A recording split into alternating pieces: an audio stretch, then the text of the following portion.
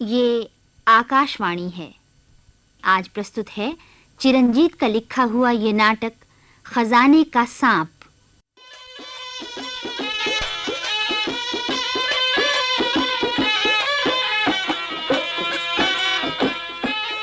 वाह वाह, क्या कमाल की मस्तानी बीन बजा रहा है सबेरा। इस बीन को सुनकर बावली का सांप क्या, धुर पाताल में शेषनाग भी झूम उठा होगा। क्यों भीखू? सरकार, आप ठीक कहते हैं सरकार, लेकिन सरकार, कुछ डर सा लग रहा है। कैसा डर? अंधेरी काली रात, दरिंदों से भरा हुआ भयानक जंगल, और जंगल में एकदम वीरान सुनसान खंडर सी बावली, और हम दो अकेले प्राणी। भीखू, अगर मुझे पता होता कि तू इतना डरपोक है तो मैं कभी तुझे अपने साथ ना लाता। अरे पुत्थू, यहाँ डर कैसा? रात के अंधेरे को हटाने और जंगल के दरिंदों को भगाने के लिए हमने अलाव जला रखा है। मेरे एक हाथ में तो नाली बंदूक है और दूसरे में टॉर्च है। सो तो ठीक है सरकार, लेकिन फिर वही लेकिन की रट। सरकार, क्या बजा होगा? अरे 9:35 हो गए। इस सपेरे को बीन बजाते हुए पूरे 5 मिनट और 40 सेकंड हो गए। बावली से सांप निकलने वाला है। जा, टेंट से रस्सा और कुदाली उठा ला, सांप निकलने ही वाला है।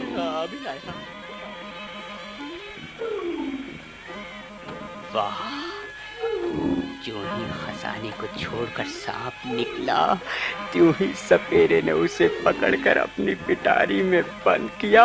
और मैं टेंट में ये क्या? क्या बावली से सांप निकल आया? वाह, सांप निकल आया। सरकार मुझे बताइए, सांप यहाँ टेंट में मुझे जकड़ रखा है। कैसी सफल रही मेरी योजना। जी हाँ, सपेरे ने बीन बजाई और खजाना छोड़कर सांप बावली से बाहर। आज मैं लखपति बन गया, करोड़पति बन गया, अरबपति बन गया। जी हाँ। सरकार मुझे सांप से बताइए। अरे क्यों चिल्ला रहा है भीखू? इस मूजी सांप को वहीं उलझाए रख, मैं इसे पकड़ने के लिए सपेरे को बुलाता हूँ। ये सपेरा भी एकदम गधा। जी हाँ, सांप बावली से निकलकर यहाँ टेंट में आ गया और वो अभी तक नीचे सीढ़ियों पर बैठा बीन बजा रहा है। अरे जोगी महाराज, बीन बंद करो, जल्दी से ऊपर आओ। अजीब मुसीबत है, कुदाल और रस्सा तो टेंट में है और वहीं सांप भीखू को जकड़े पड़ा है। अंदर कैसे जाऊं? श्रीमान, आपने मुझे बुलाया? अरे जोगी महाराज, मैं तुमसे 50 बार कह चुका हूं कि मेरा नाम श्रीमान नहीं श्रीकांत है। जी हाँ, श्रीकांत। लेकिन हजूर। और मैं कहता हूं, तुम कैसे सपेरे हो? सांप बावली से निकलकर यहाँ टेंट में आ गया और तुम्हें पता तक नहीं चला। क्या कह रहे हैं आप? सांप बावली से निकलकर? विश्वास ना हो तो टेंट के अंदर जाकर देख लो, सांप मेरे नौकर को जकड़े हुए हैं। भीखू की अब आवाज नहीं सुनाई दे रही। लगता है सांप ने उसे ठंडा कर दिया। ओह, एक आदमी की बलि लेकर ही ये माना। जोगी महाराज, तुम अभी तक यहीं खड़े हो, जल्दी से टेंट में जाओ और अपने जंतर मंतर से सांप को कीलकर पिटारी में डालो। ओह, बेचारा भीखू तो। बाबूजी, अपनी जो टॉर्च तुम जलाइए ना। हाँ, ये ले जला दी। इधर टेंट में उजाला खींचिए, मैं सांप में पकड़ता हूँ। लो जल्दी आगे बढ़ो।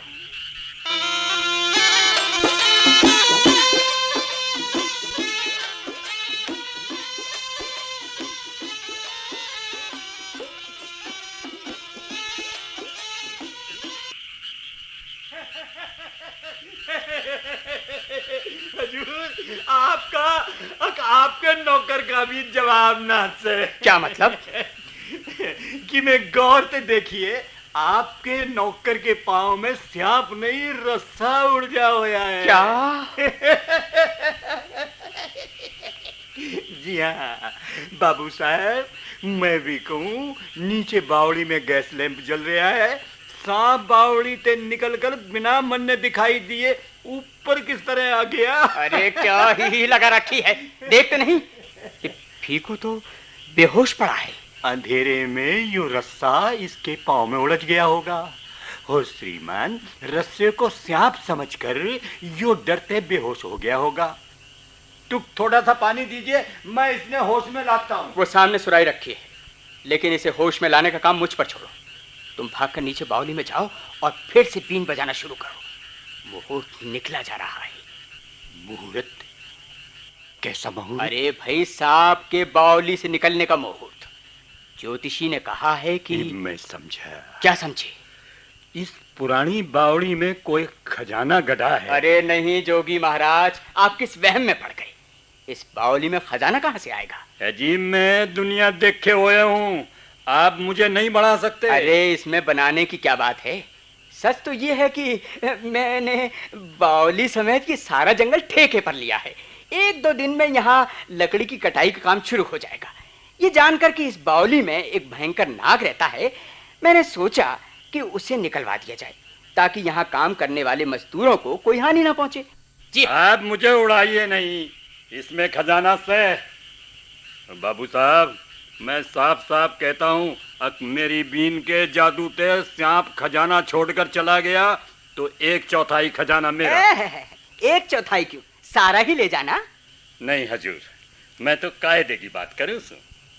देखे, अपनी जान जोखिम में डाल के मैं सांप को खजाने पर से हटाने का ये जो काम कर रहा हूँ, श्रीमान, उसकी ठीक के मजदूरी मुझे मिलनी ही चाहिए। ठीक है, लेकिन मजदूरी खजाने की 1/4 तो नहीं हो सकती। तो फिर मैं घर जाता हूँ। अरे जोगी महाराज, अरे जा क्यों रहे हो भाई?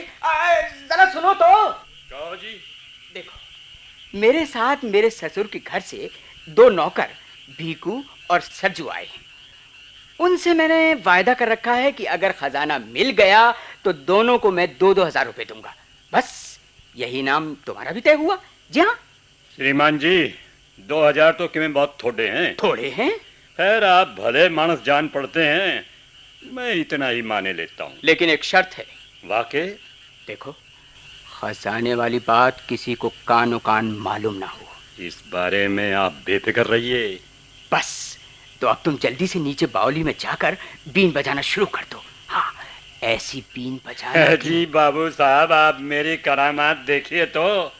लगे हमारी बीन में वह जादू से कि सुनकर बम बीते सांप भाजे चले आते हैं। खैर, इस बावली का सांप तो 15-20 फुट से अधिक दूरी पर नहीं है, हैं? तो अब देर न करो, मुहूर्त बीता जा रहा है।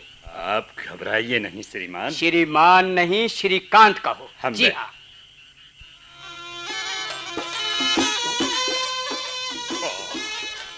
ये सबीरा भी एक ही काइया निकला, 20 की जगह 2000 ले मरा। 2000 भीगू को, 2000 सरजू को और 2000 सपेरे को, ये हुए 6000। कोई 3000 का कर्ज सेठ घुन्नमल का उतारना है। खैर, अगर खजाना हाथ लग गया तो मैं अरबपति नहीं तो करोड़पति तो बन ही जाऊंगा। जी हाँ, तब 9-10 हजार देना क्या मुश्किल होगा। और फिर मैं दिखाऊंगा उस बुढ़े खूसट को। 2000 सरकार, तो क्या आप मुझे 2000 रुपए देंगे? भीकू, खैर, अच्छा किया तू अपने आप होश में आ गया। उस धूर्त सपेरे ने ऐसा झंझट खड़ा कर दिया कि मैं तुझे तो भूल ही गया था। और बात सुन, तू कितना डरपोक है कि रस्से को सांप समझ बैठा है। रस्से को सांप सरकार। और हाँ, तू अपने आप होश में कैसे आया? सरकार, रुपए के नाम में बड़ी शक्ति है सरकार। जो ही आपने मुझे 2000 रुपए देने की बात कही, मेरी चेतना अपने आप ही लौट आई। रुपए की यही शक्ति मैं उस बुढ़े खूसट को दिखाना चाहता हूँ। सरकार, मैंने तय किया है कि आपसे 2000 मिलते ही मैं तुरंत शादी कर लूंगा। शादी? हाँ सरकार, हमारे गांव में एक लड़की है सरकार। है, शादी तुम भले ही कर लेना। अच्छा। परंतु मेरी तरह घर जमाई बनकर ना रहना। राम का नाम लीजिए सरकार, घर जमाई बनकर रहने में कोई इज्जत है सरकार। देखिए ना, सेठ जी ने आपको कितना अपमानित करके घर से निकाला है। और तो और मालकिन ने भी कमला का मेरे सामने नाम था। जी सरकार। उसी ने मुझे घर जमाई बनने पर मजबूर किया था।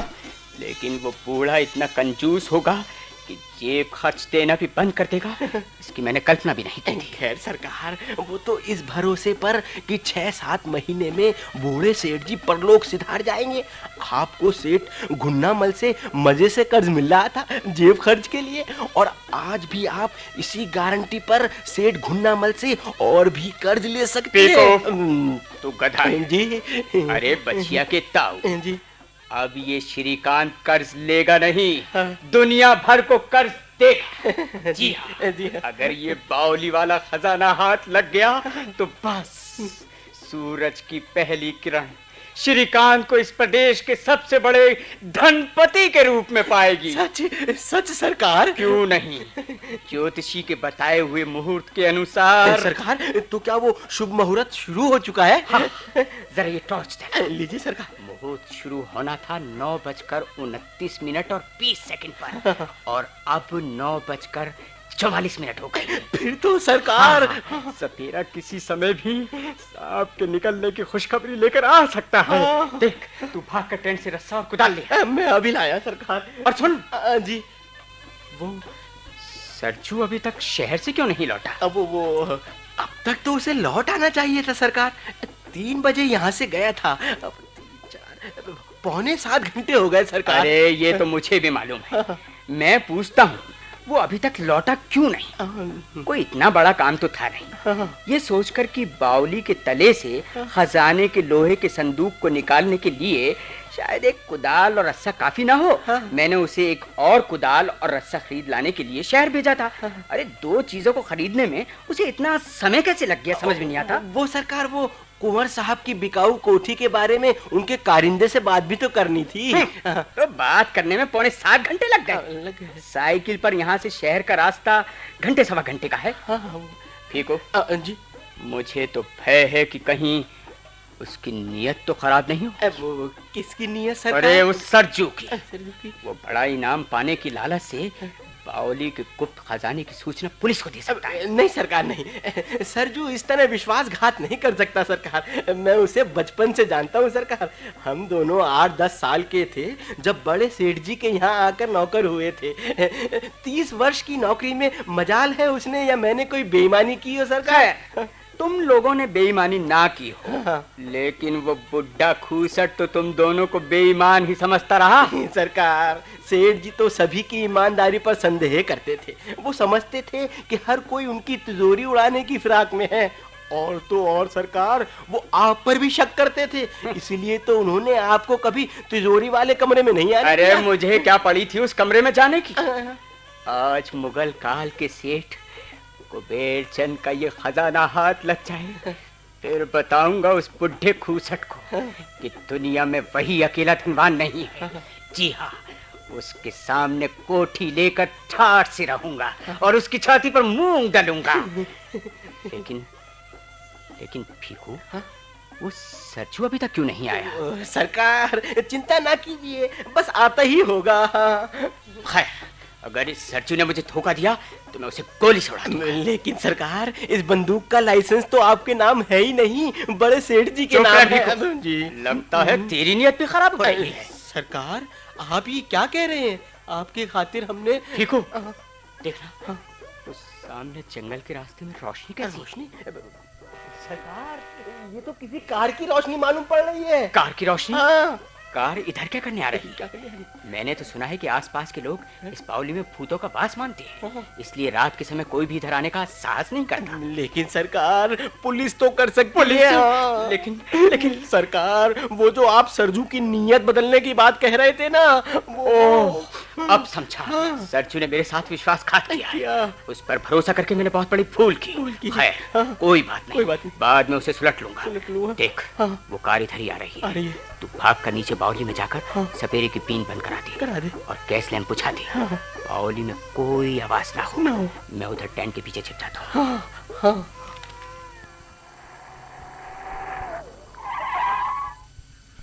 सरजू, यहाँ तो कोई दिखाई नहीं दे रहा। नहीं मालकिन, छोटे सरकार और भीखू यहीं कहीं होंगे। वो देखिए ना, कुदाल, रस्सा और टेंट। ड्राइवर जी, तुम जरा देखो कि वो देखिए, छोटे सरकार टेंट के पीछे चले आ रहे हैं। अच्छा, ये डर के मारे छुप गए थे। सरजू, तुमसे किसने कहा था इन्हें साथ लाने को? वाह, मुझे भी यहाँ आने के लिए अनुमति लेने की जरूरत थी। कमला, मैं तुमसे बात नहीं कर रहा। जी हाँ। खैर, मैं तो कह रही हूँ जी हाँ। मालकिन आई है। देखो, जी सपेरे से कहो जी कि वो फिर से बीन बजाना शुरू कर दे। जी। और हाँ, ये माचिस ले जा। जी। गैस लैंप जलाकर तू भी सपेरे के पास ही बैठ। जी। समझा? जी। सांप जो ही निकले मुझे तुरंत खबर देना। बहुत अच्छा सरकार। तो खजाना अभी मिला नहीं? सरजू, लगता है तूने शहर में खजाने का ढंढोरा पीट दिया है। नहीं सरकार, नहीं। मैं तो एक दुकान से रस्सा और कुदाल खरीद रहा था, तभी मालकिन कार में गुजरी और सरकार, इन्होंने मुझे और तूने इन्हें सब कुछ बता दिया। अरे, आप इस बेचारे सरजू पर क्यों बिगड़ रहे हैं? मैं सब बताती हूँ। मैं तुमसे बात नहीं कर रहा। वाह, नाराज मुझे होना चाहिए, उल्टे आप मुझ पर नाराज हो रहे हैं। आप पिताजी की बंदूक चुराकर 10 दिन से घर से गायब हैं। कहाँ हैं, क्या कर रहे हैं, कोई खबर तक नहीं भेजी। अच्छा, अब तो खबर मिल गई कि मैं कहाँ हूँ, क्या कर रहा हूँ। अब तुम फौरन लौट जाओ। आप मुझे जबरदस्ती तो यहाँ से भेज नहीं सकते। ड्राइवर जी। कार वापस ले जाओ। पिताजी को खाना खिला देना और सोते समय उन्हें दवाई भी दे देना जो सुबह मैं लेकर आई थी। बहुत अच्छा मालकिन। सरजू, तू भी यहाँ से दफा हो जा। सरकार, नहीं, अब मैं कुछ सुनना नहीं चाहता। सरकार। तूने मेरे साथ विश्वासघात किया है। मैंने जब तुझसे कह दिया था कि सरकार, आप गलत समझ रहे हैं। सरजू। समझ रही। सरजू, सुन,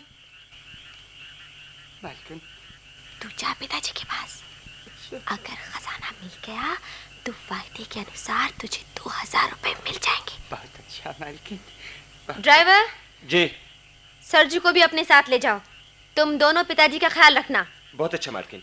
आ सरजू, हम चलें। आइए।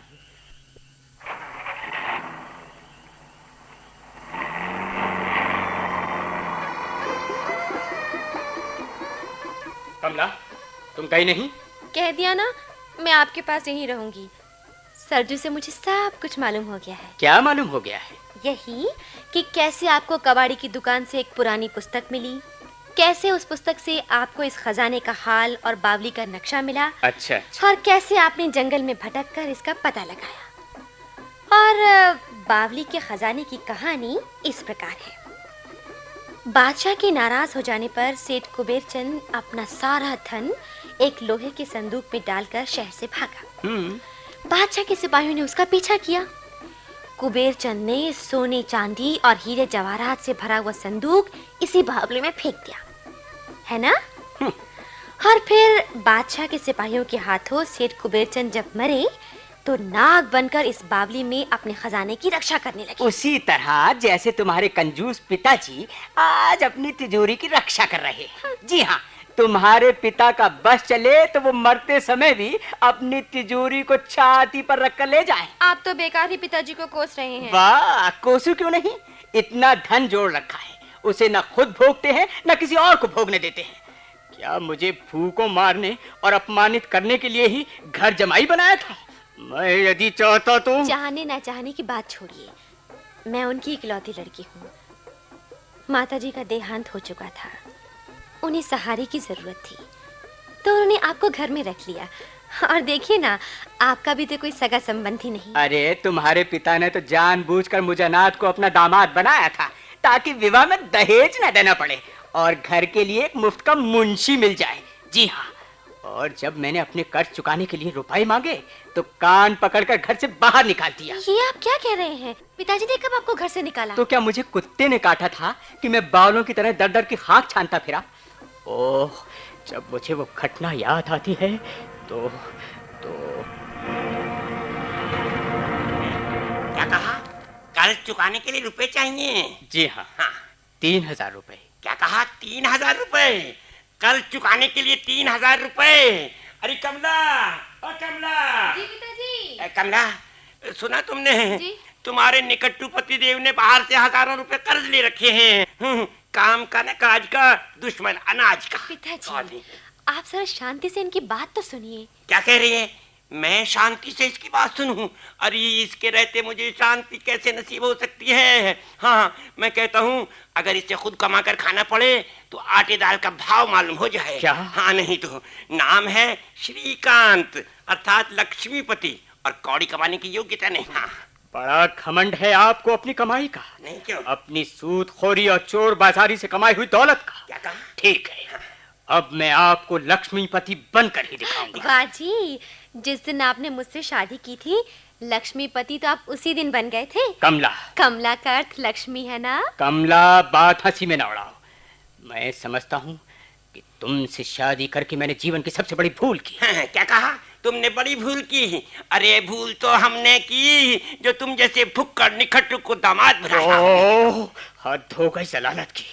मुझे सौगंध है अगर मैं एक पल भी इस घर में रुकूं, मैं जा रहा हूं। सुनिए तो, सुनिए। अरे क्यों पुकार रही है उसे? अरे मैं कहूँ क्यों पुकार रही है? जब बाहर भूखा मरेगा, जब बाहर भूखा मरेगा तो अपने आप गिड़गिड़ाता हुआ वापस आएगा। और कमला, उस दिन मुझे ये भी पता चला कि अपने बाप की तरह तुम्हें भी पैसा प्यारा है। ये आप क्या कह रहे हैं? मैं ठीक कह रहा हूँ। यदि आप उस दिन आवेश में घर से न चल देते तो मैं कर्ज चुकाने के लिए पिताजी से आपको 3000 दिला देती। अरे वो बूढ़ा कंजूस किसी को क्या देगा? किसी को आज तक उसने आशीर्वाद तक तो दिया नहीं। खैर, ये तो मैं मानती हूँ कि पिताजी थोड़े से कंजूस। अरे तुम्हारे पिता की तो वो हालत है कि चमड़ी जाए पर दमड़ी ना जाए। दिल के घातक रोग के लिए भी दवाई धर्मार्थ औषधालय से मंगाई जा रही है। नहीं, आज मैंने 21 रुपए फीस देकर शहर के सबसे बड़े डॉक्टर को बुलाया था। क्या? और इंजेक्शन और दवाइयों पर पूरे 70 रुपए खर्च किए थे। अरे एकाएक इतना खर्च कर दिया? खर्च की ये रकम अपने पिता को तो नहीं बता दी, वरना आप तो बस। हाँ जी हाँ, तो मैं अपने बाप के विरुद्ध ये बातें क्यों अच्छी लगेंगी? खैर, पुरानी बातें छोड़िए, आप मेरे साथ घर चलिए, मैं उन्हें सब समझा दूंगी। अब मैं उस घर में कदम नहीं रखूंगा। कुंवर साहब की कोठी खरीद कर मैं उनके सामने करोड़पति बनकर रहूंगा। और तो क्या आपने सचमुच ही कुंवर साहब की कोठी खरीदने का फैसला कर लिया है? सिर्फ कोठी ही नहीं, कल ही 2 कारें खरीदूंगा। सच? जी हाँ, और अगले महीने यूरोप की यात्रा पर चला जाऊंगा। वहां से लौटकर 2 कारखाने खोलूंगा, एक खेलों के सामान का और दूसरी चॉकलेट की मिठाइयों का। सच? ओह, आज मैं कितनी खुश हूँ। माँ बाप का घर चाहे कैसा भी हो, लड़की की शोभा अपने पति के घर में ही होती है। और सच कहूँ, खजाना मिलते ही मैं। हाँ, सपेरे ने बीन बजाना क्यों बंद कर दिया? क्या? अरे इसका मतलब है कि खजाने के सांप को पकड़कर पिटारी में बंद कर लिया गया है। जी हाँ, अब मैं बावली में जाकर खजाने पर कब्जा कर सकता हूँ। कमला, मेरी योजना सफल हो गई, मैं करोड़पति बन गया। भीखू, सपेरा जा रहा है। हाँ, अब वो जा सकता है। अपने इनाम के 2000 रुपए वो बाद में आकर मुझसे ले सकता है। श्रीमान, मैंने 2000 रुपये नहीं, मजदूरी के सिर्फ 20 रुपये चाहिए। नहीं, मैं अपने वायदे के अनुसार 2000 रुपए ही दूंगा। देखो, ये दोनों रस्से और कुदाले नीचे बावली में ले जा, मैं कपड़े उतार कर आता हूँ। लेकिन सरकार, बावली से सांप तो अभी निकला ही नहीं। क्या? सरकार, ये सपेरा कहता है कि इस बावली में ना कोई खजाना है और ना कोई सांप है। नहीं, ये झूठ बोलता है। लगता है इसकी नियत ठीक। मेरी नियत ठीक है बाबू साहब। बीन बजान खातर आप किसी और सपेरे ने बुला लीजिए। मेरी मजदूरी के 20 रुपये दे दीजिए। वाह, सांप निकला नहीं तो रुपए कैसे दे दूं?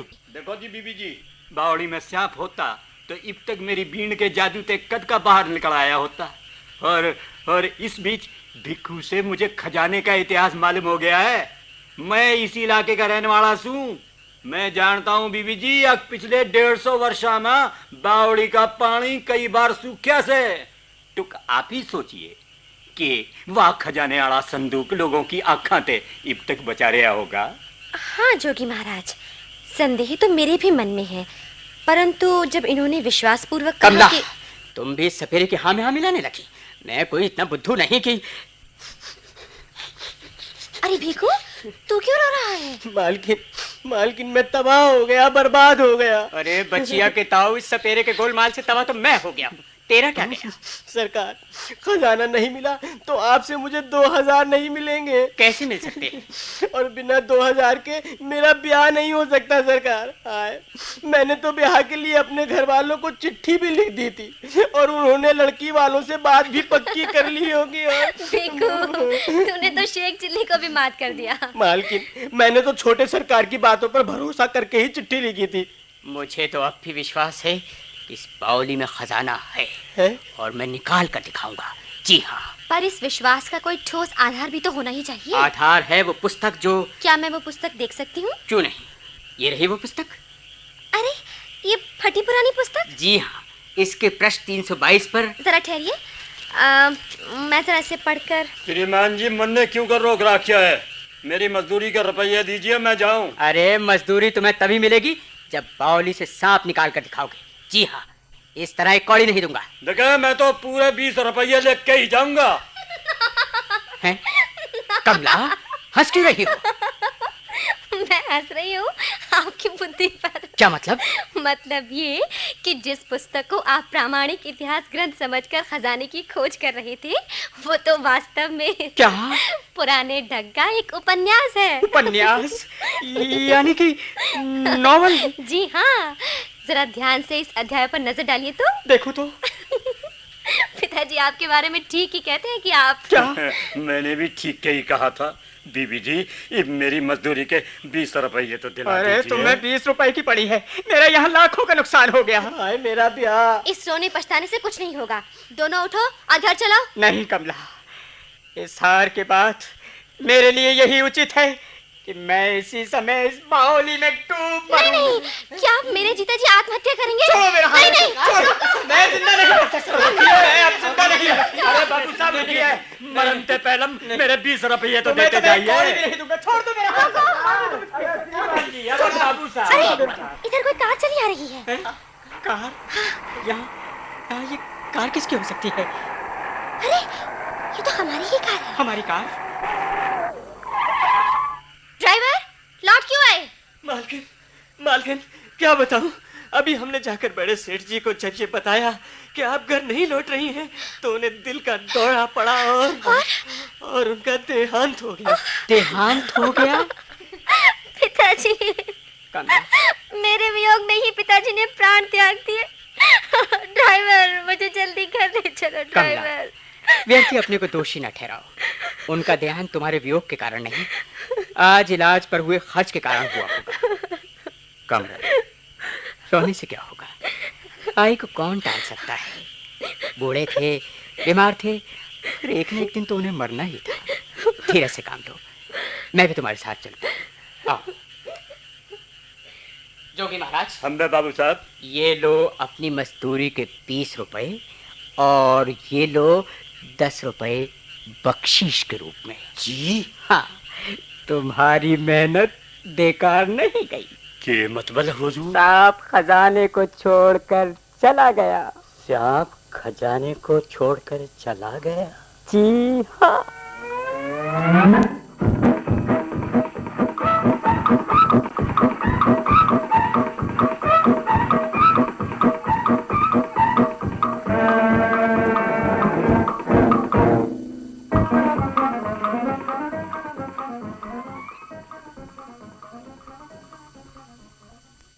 खजाने का सांप। अभी आपने ये नाटक सुना। लेखक और निर्देशक थे चिरंजीत। ध्वनि संयोजन कृष्ण कुमार नरूला और सुदर्शन कुमार ने किया। भाग लेने वाले कलाकार थे चांद नारायण सक्सेना, राम अवतार शर्मा, C.S. नागर, महेश जैन, H.C. पांडे, J.N. सक्सेना और शर्मिला मलकानी। ये नाटक केंद्रीय नाटक एकांश द्वारा आकाशवाणी के दिल्ली केंद्र पर तैयार किया गया।